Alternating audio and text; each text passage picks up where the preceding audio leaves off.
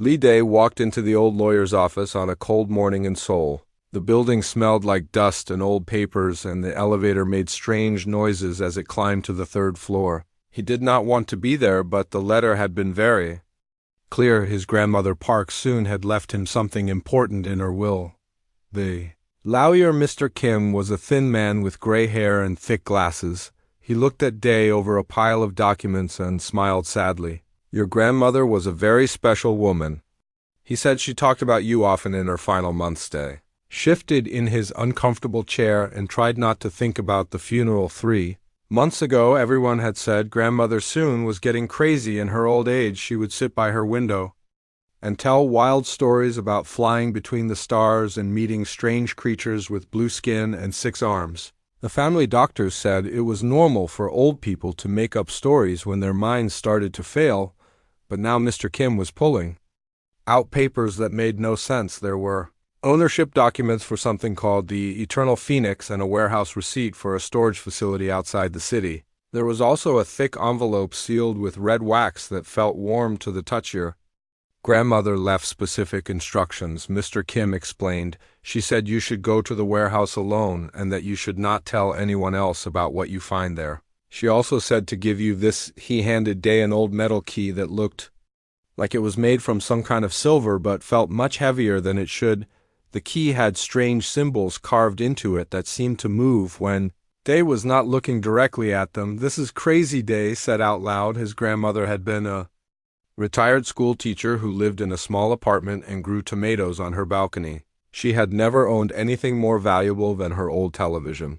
How could she have a warehouse full of mysterious things? But the documents were real, and the lawyer's signature made it all official, so Day took a bus to the address on the papers. It was in an industrial area where most of the buildings were empty and covered with rust. The warehouse was bigger than he expected, with no windows and a door that looked like it had not been opened in years. The strange key fit perfectly into a lock that Day had not even noticed at first. When he turned it, the door made a soft humming sound and opened by itself. Inside was complete darkness until motion sensors turned on lights that were much brighter than normal warehouse bulbs. What Day saw made him forget how to breathe. The warehouse was not full of old furniture or boxes of Grandmother Soon's belongings. Instead, there was a spaceship. The ship was enormous, taking up almost the entire space and reaching nearly to the ceiling. Its hull was made from materials that seemed to change color as Day walked around it. Sometimes it looked like polished silver, and sometimes it seemed almost transparent. The ship had smooth curves instead of sharp angles and no visible weapons or engines. There was a ramp leading up to what must be the entrance, and symbols like the ones on the key were carved all along the side. As Day got closer, he realized the symbols were actually glowing with a soft blue light. "This cannot be real," he whispered to himself. But when he reached out to touch the hull, it felt solid and warm like living skin. The metal, or whatever it was made from, seemed to respond to his touch, becoming brighter. Where his fingers made contact, a voice from somewhere inside the ship made him jump. "Welcome back, Captain," it said in perfect Korean. "The entrance is now open for youth." Ramp lowered with a quiet whirring sound, and more lights came on inside. Day climbed up slowly, expecting someone to jump out and tell him this was all a joke. But the ship was empty except for the most amazing technology he had ever seen. The inside looked like something from a science fiction movie, but better. Everything was clean and new-looking, with control panels covered in buttons that glowed different colors. There were screens showing star charts and numbers that changed too fast to read. The ceiling was transparent and showed the warehouse roof, but Day had a feeling it could show much more interesting things. In the center of the main room was a large chair that must be for the ship's captain. When Day sat down carefully, the whole ship seemed to wake up. More lights came on, and the screens showed new information. A gentle voice began explaining how everything worked as if it knew. Day had never been on a spaceship before then. He found the video logs hidden in a drawer next to the captain's chair. Was a small device that projected holographic movies into the air. When Day touched it, he saw his grandmother, but she looked different. She was wearing a uniform that looked like it was made from the same material as the ship, and she looked younger and stronger than he remembered. "Hello, Day," she said from the projection. "I know this must be very confusing, but I need you to listen carefully." Everything I told you about traveling in space was true. I have been a ship captain for 40 years, and I have seen wonders that most humans cannot imagine, the projection showed grandmother. Soon, standing on alien worlds with purple skies and talking to creatures that looked like walking trees, she was in battles between enormous spaceships and helping evacuate planets that were being destroyed by natural disasters. She was not the quiet old woman who made the best kimchi in Seoul. She was a hero who had saved thousands of lives across the galaxy, but the most important video was the last one. In it, grandmother soon looked tired and worried. The galaxy is in danger, she explained, and Earth does not know it yet. There are powerful aliens who want to destroy humanity before we become too strong. They have already eliminated dozens of other young civilizations, and we are next on their list. She held up an object that looked like a crystal filled with swirling red mist. This is a map to the Crimson Nebula system, she said. It is the most dangerous place in known space, but it is also where you will find the answers humanity needs. The galactic authorities have declared it forbidden territory, but they are lying about with a projection leaned forward as if grandmother soon could see day through time. You must find Captain Kim Hanna of the merchant vessel Silver Dawn. She knows the truth about what happened in the Crimson Nebula 300 years ago. She will help you understand why this ship and this map are humanity's only hope for survival. As the projection ended, real tears were running down Day's face. His grandmother had not been losing her mind. She had been trying to prepare him for the most important mission in human history. And now it was up to him to save not just his own species, but potentially the entire galaxy. He sat in the captain's chair of the Eternal Phoenix, holding the crystal map and feeling the weight of destiny settling on his shoulders outside the warehouse. Seoul continued its normal day, with people going to work and students heading to school. None of them knew that their future depended on what happened next. The ship was waiting patiently for his decision. Its engines hummed softly, and the navigation system showed routes to distant stars. Somewhere out there, Captain Kim Hanna was waiting with answers. And somewhere else, enemies were planning humanity's destruction. Day took a deep breath and spoke to the empty ship computer. Prepare for departure. Yes, Captain, came the reply. Destination. He looked at the crystal map one more time, then placed it carefully in the ship's navigation system. First, we need to find some help, he said. Then we are going to the most dangerous place in the galaxy. The Eternal Phoenix powered up its systems, ready for the adventure that would determine the fate of every human alive. 3 days after discovering the Eternal Phoenix, Day knew he could not handle a starship alone. The computers were helpful, but flying between stars required skills he did not have. So he used his grandmother's files to search for Captain Kim Hanna, who commanded a merchant vessel called the Silver Dawn. The search led him to a space station called Mars Junction, which orbited the red planet like a giant metal donut. The station was known for being a place where smugglers, traders, and other questionable people did business. Nobody asked too many questions there, and the security guards could be paid to look the other way. Day had never been off Earth before, and the journey in a shuttle from Seoul Spaceport made him feel sick. The artificial gravity on Mars Junction felt wrong, and the air smelled like machine oil and recycled sweat. He wandered through corridors filled with aliens of all shapes and sizes until he found the cantina where Captain Hanna was supposed to drink. She was exactly where the informant said she would be, sitting alone at a corner table with a bottle of something that glowed blue. Kim Hanna was a woman in her 40s with short black hair and scars on her hands that spoke of years working with dangerous machinery. Her clothes were practical spacer's gear, and she had a blaster pistol on her hip. When Day approached her table, she looked up with eyes that had seen too much of the galaxy. My grandmother was Park Soon, he said quietly. She told me to find you. Hanna nearly dropped her drink and stared at him for a long moment. Soon is dead, she said finally. I heard about it through the spacer networks. She was the best captain in 3 sectors. Kid, if she sent you to me, then something big is happening. Day pulled out the crystal map and placed it on the table. Hanna's expression changed completely, from casual interest to shock, and then to fear. She grabbed the map and held it up to the light. Where did you get this? She whispered. This is a navigational crystal for the Crimson Nebula system. My grandmother left it to me along with her ship. Day explained. She said you would know the truth about what happened there. Hanna was quiet for several minutes, staring at the crystal as if it might explode. Then she began. To talk in a voice so low that Day had to lean forward to hear her. My father, Captain Kim. Tay was part of the last official expedition to the Crimson Nebula 30 years ago. He was the only one who came back, and he was never the same afterwards. She ordered another drink and continued. The official report said the expedition found nothing but empty space and dangerous radiation, but my father told me the truth before he died. They found something incredible in that nebula, something that scared the Galactic Council so much they declared the entire system forbidden. What did they find?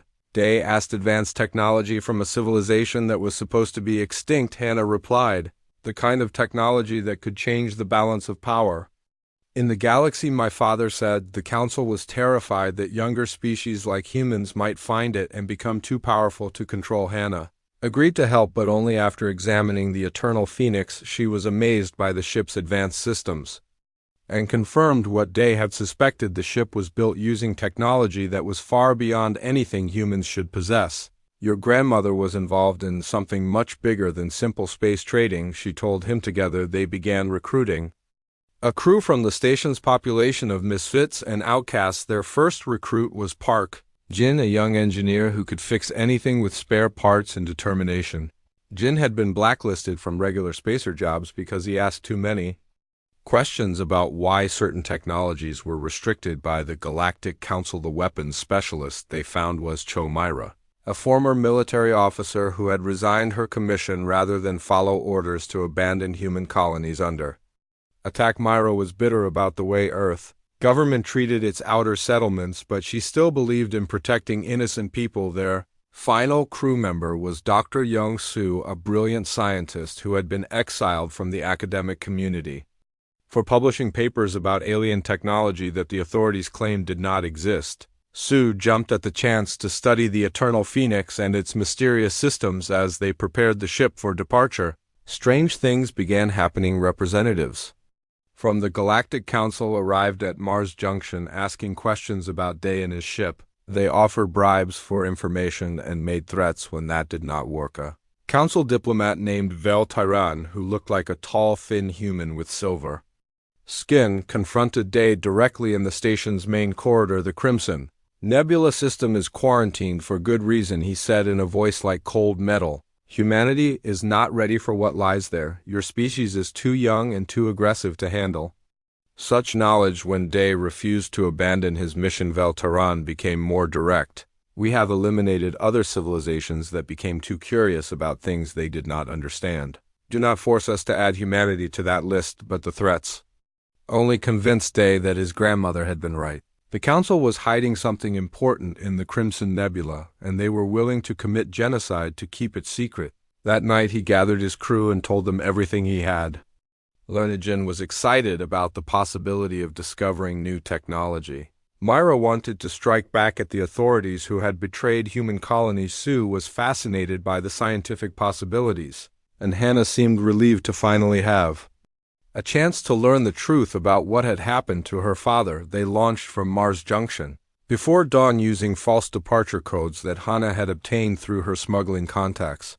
The Eternal Phoenix slipped away from the station like a ghost and jumped to hyperspace before anyone could stop them. Behind them, council ships scrambled to follow, but the Phoenix was faster than anything in their fleet. Within hours, they were beyond the reach of normal pursuit, heading toward the most dangerous region of known space. As they traveled, Day studied his grandmother's logs and learned more about her incredible life. She had been recruited by a secret organization that worked to protect younger civilizations from council oppression.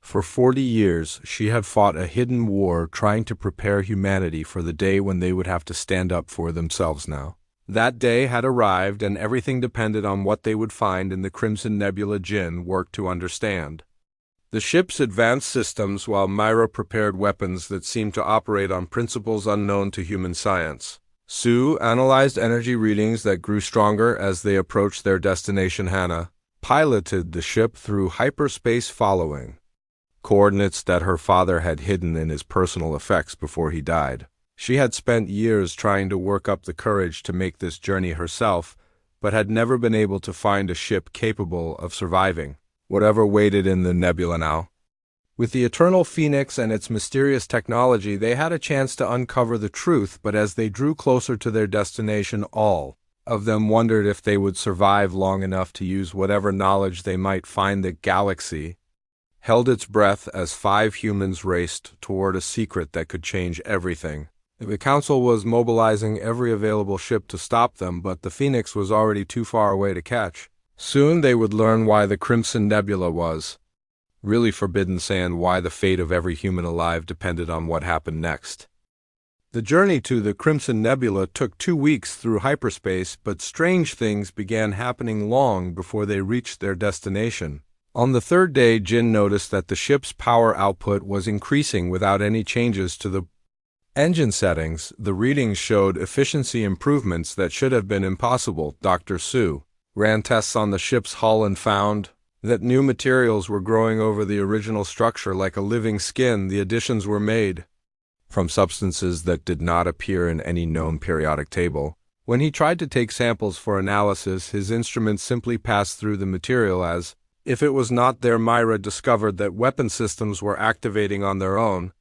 Plasma cannons that had been offline suddenly came to life and began charging themselves with energy drawn from unknown sources. The targeting computers displayed information about weapons she had never seen before, including something called a quantum disruptor. Most disturbing of all were the dreams. Every night, all 5 crew members had identical nightmares about burning worlds and voices screaming in languages they did not recognize. In the dreams, they saw massive ships destroying entire planets while survivors fled in small vessels that were hunted down and eliminated. The dreams felt more like memories than imagination. Hannah tried to dismiss the nightmares as stress from their dangerous mission, but she could not explain how all of them were having the same dream down to the smallest details. The screaming voices seemed to be trying to tell them something important, but the words were in languages that hurt to think about. On the 10th day, the Eternal Phoenix began receiving signals from somewhere ahead of them. The messages were not in any known language, but the ship's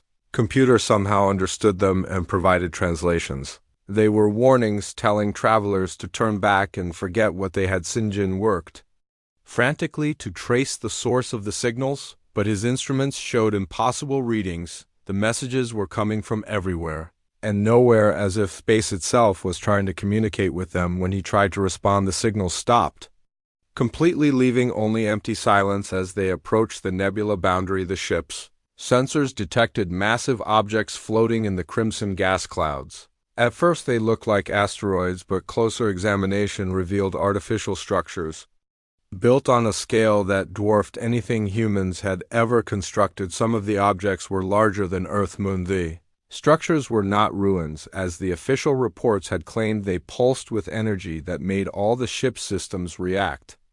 Strangely, navigation displays showed coordinates for locations that did not exist on any star chart, and the artificial gravity fluctuated in patterns that seemed almost musical. When they finally entered the nebula proper, the view outside became breathtaking. The crimson gases swirled in patterns that resembled flowing water filled with points of light that moved like living creatures. Formations of crystal grew in empty space, singing in harmonious frequencies that the ship picked up through its communication systems. But most amazing were the gardens. Floating freely in the vacuum were collections of plants and trees that seemed to grow in pure energy rather than soil.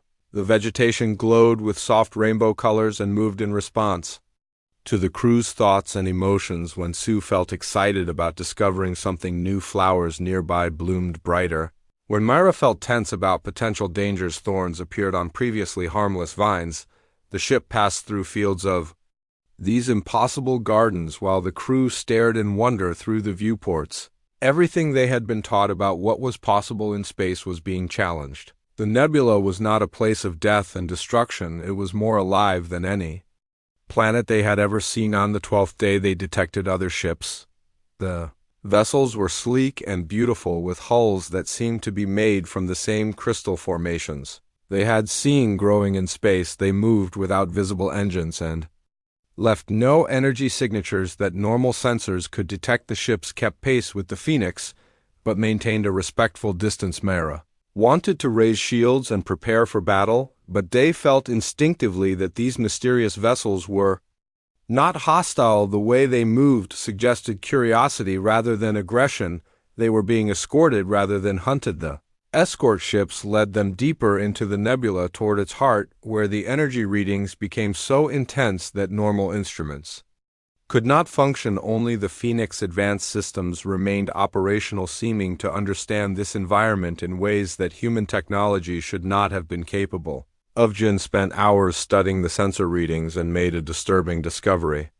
The nebula was not a natural formation. It had been constructed by someone or something with technology so advanced that it made the eternal Phoenix seem primitive by comparison. The entire region was essentially a massive machine disguised as a cosmic phenomenon. Dr. Su analyzed the energy patterns and realized they were seeing the signature of a civilization that could manipulate matter and energy at the quantum level. These beings could create or destroy planets with the same ease that humans might build or demolish houses. Their power was godlike. As they traveled deeper, Hannah began to understand what had really happened to her father. The last expedition had not been destroyed by radiation or spatial anomalies they had encountered. Something so far beyond human comprehension that it had changed them on a fundamental level. The dreams became stronger and more vivid. Now the crew could understand some of the screaming voices. They were not cries of pain, but warnings. A great civilization had once spanned this entire sector of the galaxy until something terrible had forced them to hide themselves away. The Crimson Nebula was not their tomb, but their sanctuary. On the final day of their journey, the escort ships guided them toward a massive structure at the nebula's center. It was built into an asteroid the size of a small moon, but clearly artificial, with docking bays and communication arrays that adjusted themselves to accommodate the Phoenix as they approached the station. Holographic figures appeared on the ship's view screen. The figures looked humanoid, but taller and more graceful, with skin that seemed to be made from starlight. They spoke in perfect Korean, as if they had been expecting this meeting for centuries. Welcome, children of Earth, one of them said. We are the Guardians, and we have been waiting a very long time for you to find us. Your species has great potential, but also great danger ahead. The time has come for you to learn the truth about the galaxy. You live in the docking bay opened with lights that spelled out landing instructions in human writing. The eternal Phoenix settled gently onto a platform that seemed to be made from the same materials as the ship's hull. As the engines powered down, they realized that they had reached the end of one journey and the beginning of something much more important outside. The ship, the Guardians, waited patiently to share secrets that would change everything. Humans thought they knew about their place in the universe. The crew of the Phoenix had traveled farther from home than any human before them, and now they would discover why that journey had been necessary. The answers they sought were finally within reach, but they suspected that learning the truth would be more difficult than finding it. The galaxy was not the peaceful place that Earth governments believed it to be, and humanity was about to discover just how dangerous their future really was as they prepared to leave the ship and meet their hosts. All 5 crew members felt the weight of destiny settling on their shoulders. They represented all of humanity in this moment, and their choices would determine whether their species survived to see another century. The Crimson Nebula had revealed its secrets to them, but the greatest challenges still lay ahead. The Guardian station was unlike anything the crew had ever imagined. The corridors were wide and filled with soft light that seemed to come from the walls themselves. Plants that glowed with gentle colors grew along the pathways, and the air smelled like flowers after rain. Everything was designed to make visitors feel welcome and peaceful. The Guardians who met them looked almost human, but taller and more graceful. Their skin had a faint luminescence like moonlight on water, and their eyes were larger than normal, containing depths that spoke of great age and wisdom. They wore robes made from material that shifted colors as they moved. The leader introduced herself as Guardian Yuna and spoke Korean so perfectly that it was hard to believe. She was not human. We have been monitoring your species for many decades, she explained. Your grandmother, Park Soon, was our chosen messenger to prepare humanity for this moment. They were led to a vast chamber with a transparent ceiling that showed the nebula swirling around them in patterns of incredible beauty. The room contained comfortable seating and tables covered with food that looked familiar, yet somehow better than anything they had ever tasted. As The 8 Guardian Una began to tell them the truth about the galaxy and why the Crimson Nebula had been declared Forbidden's territory. The story she told was more terrible than anything they had imagined 300 years ago. The Guardians had been one of the most advanced civilizations in the galaxy. Their technology could reshape matter at the atomic level, create energy from nothing, and even manipulate time itself. They had helped dozens of younger species develop their potential and believed in a future where all beings could live in peace, but they were not the only advanced species in the galaxy. The Galactic Council that Earth knew as a peaceful organization was actually controlled by an alliance of older civilizations who viewed younger species as threats to their power. These ancient races had ruled the galaxy for millions of years, and they were determined to prevent any newcomers from challenging their authority. When younger civilizations showed signs of rapid development, the Council would intervene. They would offer membership and advanced technology, but only under strict restrictions that kept the new species dependent and weak. Any civilization that refused these terms or tried to develop independently was quietly eliminated. The Guardians had discovered this terrible truth when they tried to help a species called the Builders, who were known for creating beautiful cities that floated in space. The Council had demanded that the Builders accept severe limitations on their construction technology, but the Builders refused, believing they had the right to reach their full potential. What happened next was genocide disguised as a natural disaster. Council ships used weapons that could destabilize stars, turning them into supernovas that destroyed entire solar systems within days. The Builders' civilization was wiped out, and the Council announced that they had been victims of a cosmic accident. The few survivors were relocated to primitive worlds where they could never again threaten the established order. The Guardians realized they would be next on the Council's elimination list.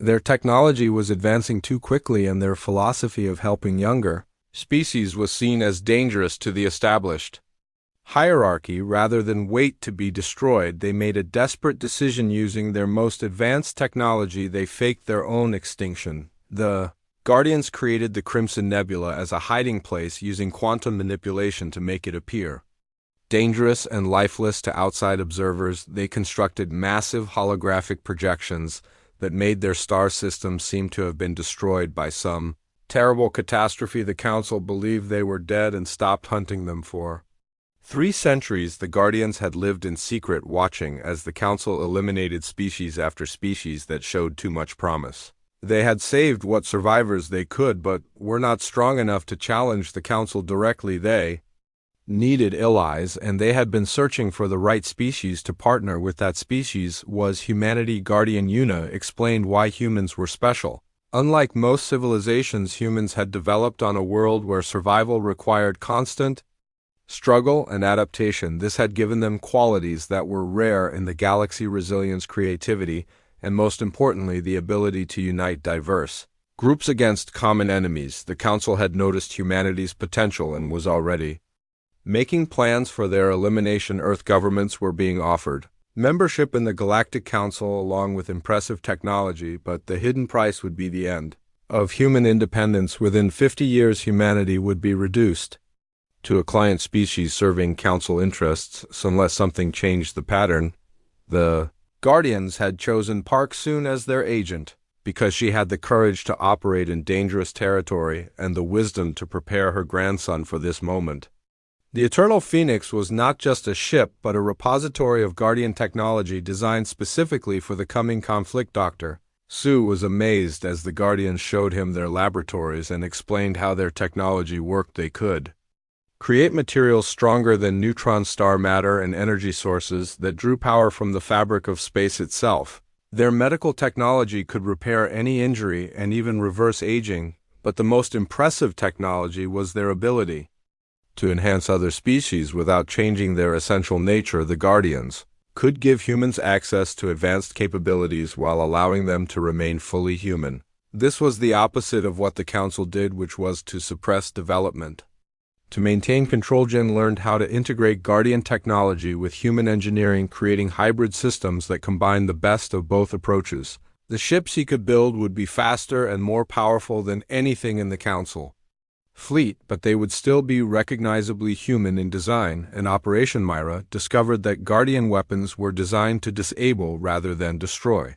Their philosophy was that every sentient being had value and should be given the chance to change rather than simply being eliminated. This approach had seemed weak to the Council, but it was actually a sign of true strength. As the crew spent days learning from the Guardians, they began to understand the full scope of their mission. They were not just trying to save humanity, but to break a pattern of oppression that had lasted for millions of years. The galaxy needed species that could offer an alternative to the Council's rule, but the Guardians warned them that knowledge alone would not be enough. The Council would not give up their power without a fight, and they had resources that could destroy entire sectors of space. The coming conflict would test not just humanity's strength, but their values. Would humans use Guardian technology to become conquerors themselves, or would they prove worthy of the trust being placed in them? The answer would determine not just the fate of Earth, but the future of every younger species in the galaxy. As their education continued, the crew realized they were being prepared for the most important battle in galactic history. The Council was already mobilizing forces to hunt down the Phoenix and eliminate the threat it represented, but this time they would face opposition that understood their methods and had the power to fight back. The Guardians had spent 3 centuries preparing for this moment, gathering resources and planning strategies that could finally break the Council's grip on power, but they could not fight this battle alone. They needed humans to prove that there was another way to organize galactic civilization. Guardian Una gave them one final gift before they left: access to the Guardian communication network that connected hidden rebel cells throughout the galaxy. Dozens of species had been secretly preparing for rebellion against the Council, waiting for someone strong enough to lead them. That someone was humanity. As the Eternal Phoenix prepared to leave the sanctuary of the Crimson Nebula, its crew knew they carried the hopes of countless beings who dreamed of freedom. The Guardian technology would give them the tools they needed, but victory would depend on their ability to inspire others and build alliances. The galaxy was about to discover that humans were more dangerous than the Council had realized, not because of their weapons, but because of their refusal to accept that oppression was inevitable. The real war was about to begin. The Eternal Phoenix had barely left the Crimson Nebula when the ship's sensors detected an enormous fleet of warships approaching from multiple directions.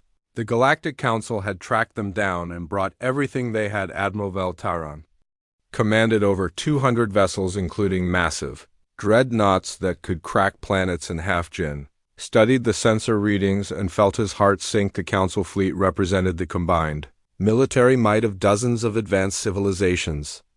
Their smallest ships were larger than anything in Earth's space navy, and their weapons could turn the Phoenix into vapor with a single shot. But Day surprised everyone by ordering the ship to stop rather than run. "We are not going to flee," he announced to his crew. "If we run now, we will be running forever," the Guardian said. "This technology comes with responsibility." Now we find out what they meant. The Council fleet formed a massive sphere around the Phoenix, with weapons trained on the human ship. From every angle, Admiral Veltaran appeared on their viewscreen, looking confident and smug. Behind him, the bridges of a dozen command ships were visible through split screens. "You have violated the most sacred law of galactic civilization," the Admiral announced. "The Crimson Nebula was quarantined for the protection of all species, and you have stolen technology that does not belong to your primitive race." Day stood up slowly and looked directly at the Admiral. "We know the truth about what you really are," he said calmly. "We know about the species you have eliminated and the civilizations you have destroyed to maintain your power." Terran's expression did not change. "You know nothing, child. Your species has existed for barely a moment compared to ours. We have maintained order in this galaxy for millions of years, while races like yours were still crawling in mud." The Admiral gestured to his fleet. "Surrender now, and your deaths will be quick. Continue to resist, and we will make examples of you that will terrify any other species that might consider following your path instead of surrendering." Day activated the ship's communication system and broadcast on all frequencies to every ship in the Council fleet. "My name is Lee Day, and I speak for humanity and all the free beings of this galaxy," he began. You have been told that you serve peace and order, but you serve only those who would keep. You enslaved. The broadcast continued as Day explained everything they had learned about the Council's true nature. He told them about the Guardians and the dozens of civilizations that had been eliminated for refusing to accept restrictions on their development. He offered proof from Guardian databases that documented centuries of genocide. The reaction from the Council fleet was immediate. Some ships began requesting verification of Day claims, while others demanded that their commanders explain the evidence he was presenting. Several species that had been Council members for centuries were learning for the first time what had really happened to their neighbors. Admiral Valtaran cut off the broadcast and ordered an immediate attack on the Phoenix. But as the first weapons fired, something incredible happened. The attack simply disappeared as if they had never existed. The ship's hull absorbed the energy from plasma cannons and particle beams without showing any damage. In watched his instruments in amazement as the Guardian technology integrated into the Phoenix activated systems he had not even known existed. The ship was not just defended, it was actively converting the incoming attacks into power for its own weapons systems. Mira took control of the weapons array and discovered that she had access to capabilities beyond anything she had trained for. The quantum disruptors could target specific systems on enemy ships, disabling them without harming their crews. Plasma cannons fired bursts of energy that went through shields as if they were not there. But the real surprise came when the Phoenix began manufacturing smaller ships. Bay doors opened along the hull and swarms of fighter craft emerged, each one equipped with Guardian technology and piloted by artificial intelligence that had been programmed with centuries of tactical knowledge. The fighters were not designed to destroy, but to disable, using precision strikes that knocked out weapons and engines. What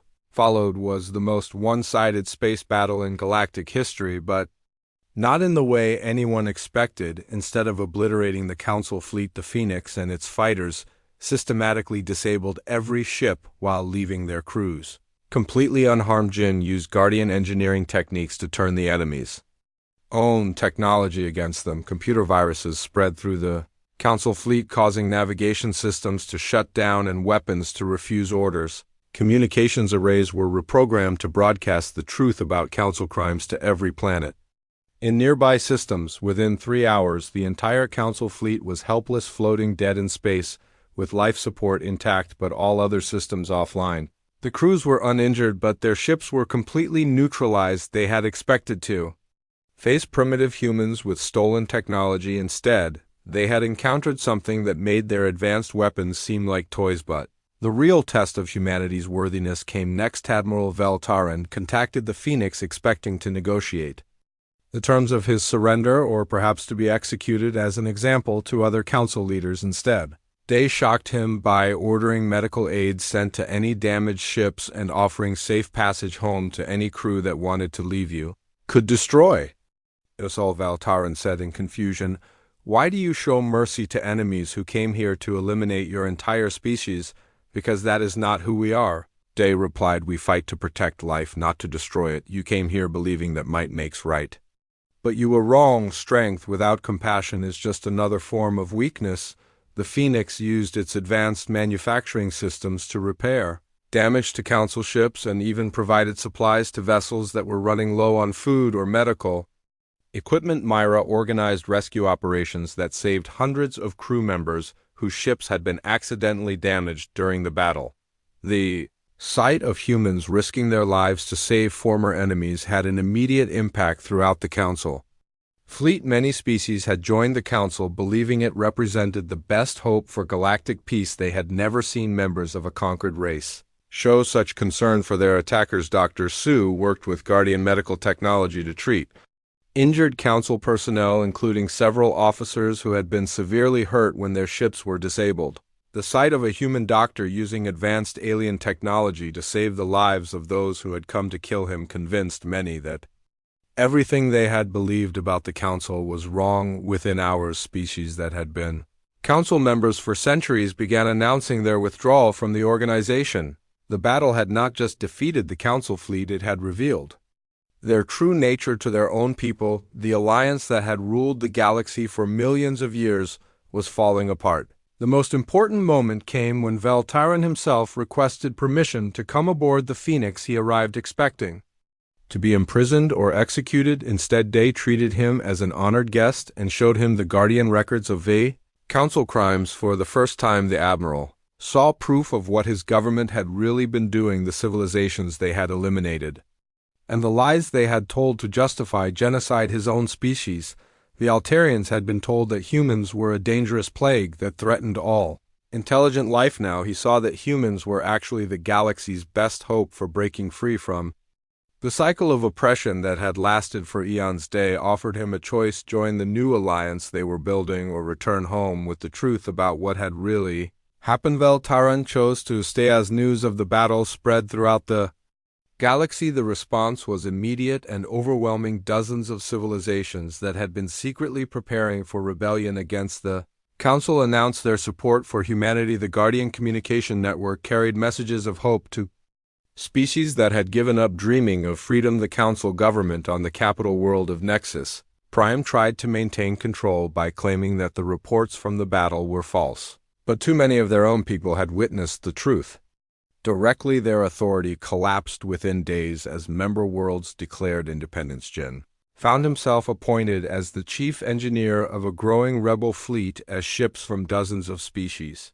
arrived to join the human-led alliance Dr. Su established medical stations that treated refugees from Council-controlled worlds, while Myra organized security forces that protected liberated territories. Hannah continued to captain merchant vessels, but now she carried supplies to freed worlds and transported diplomats who were building the framework for a new kind of galactic government. The smuggling skills that had once made her an outlaw now made her invaluable as a coordinator of relief efforts. As for Day, he discovered that leadership was more difficult than he had expected. Every decision affected millions of beings across hundreds of worlds. The responsibility was overwhelming, but he had learned from his grandmother that the greatest strength came from lifting others up rather than crushing them down. The test of worthiness had been passed not through superior firepower, but through the choice to show mercy to enemies and build something better than what had come before. The galaxy was finally free to discover what peace might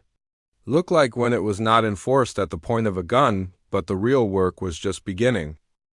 6 months after the battle that changed everything, Day stood on the observation deck of the Eternal Phoenix as it orbited Earth. The planet below looked the same as always, but everything else had transformed. The old Galactic Council was gone, and in its place rose something that had never existed before: a true democracy of worlds. The new Galactic Alliance had grown beyond anything the Guardians had hoped for.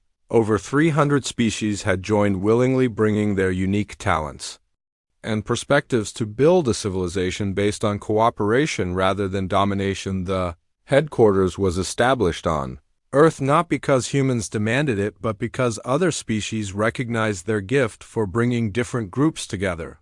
The changes were visible everywhere. Massive construction projects were happening throughout the galaxy as Guardian technology was shared freely with any species that wanted it. Cities that had been destroyed by Council oppression were being rebuilt and made better than before. Worlds that had been stripped of resources were being restored to their natural beauty. Jin had become the Alliance's chief engineer, working with teachers from dozens of worlds to develop technologies that improved life. Rather than ending it, the hybrid systems he created combined the best ideas from every member species, resulting in innovations that surprised even the Guardians. The new ships being built were works of art as much as engineering marvels. Each one reflected the aesthetic preferences of its builders while incorporating standardized systems that allowed different species to work together seamlessly. A vessel designed by the crystal-based Resonance looked nothing like one created by the plant like Verdance, but both could dock at the same stations and share the same supply networks. Mara had transformed from a weapons specialist into something much more important. She led peacekeeping forces that responded to conflicts throughout the galaxy, but their methods were revolutionary. Instead of imposing solutions through force, they brought aid, medical supplies, and most importantly, hope. When territorial disputes arose between species, Myra teams would arrive with food, shelter, and neutral mediators who helped find solutions that benefited everyone. When natural disasters struck, her ships were among the first to respond carrying rescue equipment and refugee supplies. The galaxy was learning that strength could be measured by the ability to help others rather than harm them. Dr. Sue had established medical research stations throughout the Alliance where beings from hundreds of worlds worked together to solve problems that had plagued the galaxy for millennia. Diseases that had been considered incurable were being eliminated through treatments that combined Guardian knowledge with techniques developed by species. The Council had tried to suppress the research was yielding incredible breakthroughs. Regeneration technology that could regrow lost limbs was being shared with species that had evolved without natural healing abilities. Life extension treatments were helping short-lived races experience the long-term thinking that had once been limited to ancient civilizations, but the most important work was being done in the schools. Young beings from across the galaxy were learning together on stations and planets where diversity was celebrated rather than feared. A crystalline child who communicated through light patterns might share a classroom with a gaseous being who thought in mathematical equations and a human who processed information through stories. These students were growing up with friends from dozens of worlds, learning that differences in appearance or culture were sources of strength rather than division. They were the first generation in galactic history to see cooperation as natural and conflict as something that required special explanation. Hannah continued to captain merchant vessels, but her cargo had changed dramatically. Instead of smuggling restricted goods to avoid council regulations, she now carried supplies to worlds in need and young diplomats learning to build bridges between species. Her ship, the Silver Dawn, had become a mogul embassy where representatives from different civilizations could meet in neutral territory. She often stopped at the memorial they had built for Grandmother Park. Soon, in the heart of the Crimson Nebula, the structure was made from materials contributed by every Alliance species, creating a monument that told the story of sacrifice and hope in visual languages that could be understood across cultural barriers. Visitors to the memorial would find holographic displays showing Grandmother Soon's life from her early days as a simple teacher to her final years as a secret agent working to save her species. The displays were updated regularly with new stories from beings whose lives had been changed by the Alliance. She had helped create former Admiral Vel. Terran had become one of the most effective advocates for the Alliance. His knowledge of Council operations helped expose remaining Loyalist cells, while his personal transformation from oppressor to liberator inspired others who had served the old system. He worked closely with rehabilitation programs that helped former Council officers adjust to a galaxy where success was measured by contribution rather than domination. Many found the transition difficult. After centuries of believing that some species were inherently superior to others, the programs were necessary because change had not come easily to everyone. Some Council loyalists had retreated to isolated systems where they continued to practice the old ways of domination and suppression. The Alliance did not attack these holdouts, but instead surrounded them with examples of what cooperation could achieve. Gradually, even the most stubborn opponents began to see that the new system produced better results than the old. Fear and intimidation might maintain order in the short term, but they could never create the innovations and discoveries that came from beings working together by choice. As Day reflected on everything that had changed, he realized that the most important transformation was not in technology or politics, but in how beings throughout the galaxy saw themselves and each other. The Council had taught that conflict was inevitable and that the strong naturally ruled the weak. The Alliance proved every day that cooperation was not only possible but more effective than domination. When beings were free to contribute their best efforts rather than simply following orders, the